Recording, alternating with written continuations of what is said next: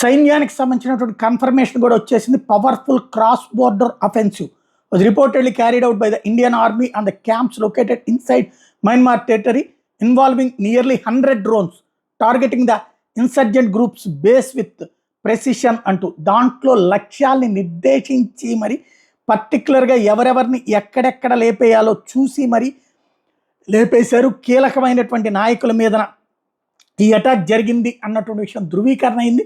తద్వారా surgical strikes 3 కాదు, ఇది 5 అనాలి. ఎందుకంటే అంతకుముందు మయన్మార్లో సర్జికల్ స్ట్రైక్స్ 2 times జరిగినాయి. ఒకటి మనం నేరుగా చేసాం, రెండోసారి అక్కడ ఉన్నటువంటి సైన్యం సహాయంతో చేసాం.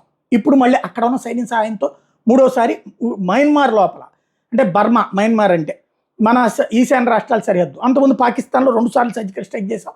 ఓసారి బై ల్యాండ్ ఆర్మీ, రెండోసారి బై ఎయిర్ ఫోర్స్. మొన్న చేసిన ఆపరేషన్ సింధూర్ సర్జికల్ స్ట్రైక్ కాదు, ఏకంగా యుద్ధమే.